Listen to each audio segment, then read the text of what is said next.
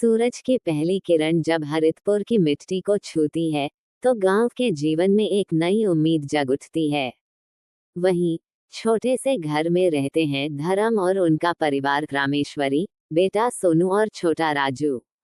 ये परिवार भी उन अनगिनत परिवारों जैसा था जिनकी जिंदगी मिट्टी और मेहनत से जुड़ी हुई थी।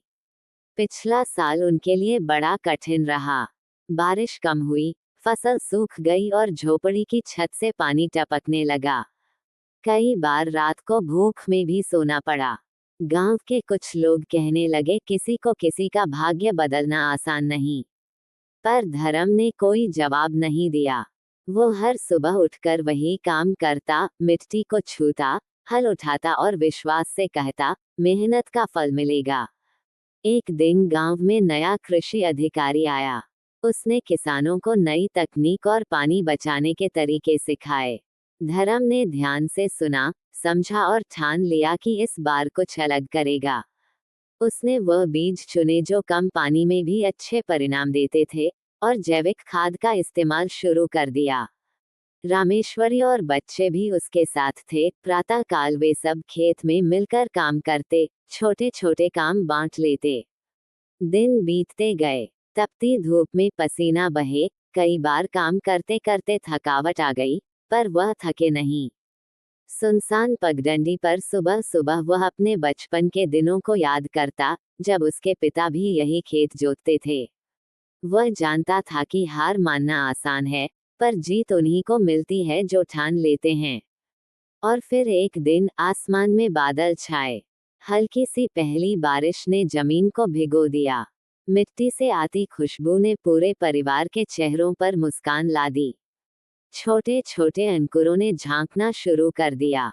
सोनू और राजू ने खुशी खुशी खेत में नन्हे पौधे छू लिए। रामेश्वरी की आंखों में आंसू थे खुशी के। धीरे धीरे पौधे बड़े हुए। गांव के लोग जो पहले हंसते थे, अब आते और देखते, ये कैसे हो गया। धर्म विनम्रता से बताता, मेहनत और सही तरीका। उसने सबको बुलाकर सिखाया कि मिट्टी का सम्मान कैसे करें, पानी को कैसे बचाएं और रसायन कम करके प्राकृतिक खाद का महत्व क्या है। कटाई का दिन आया, खेत सुनहरी लहरों से भर गया। पूरा परिवार मिलकर दरांती से फसल काटता है। बोरे भरते हैं, बच्चों की आंखों में चमक है। मंडी में जब अनाज बेचा गया, तो पहली बार धर्म के हाथ में पर्याप्त पैसे आए। उसने सबसे पहले अपना कर्ज चुका दिया। फिर बच्चों के लिए किताबें और नए कपड़े खरीदे। झोपड़ी की छत ठीक करवाई गई। घर में पहली बार चैन सी लौट आई।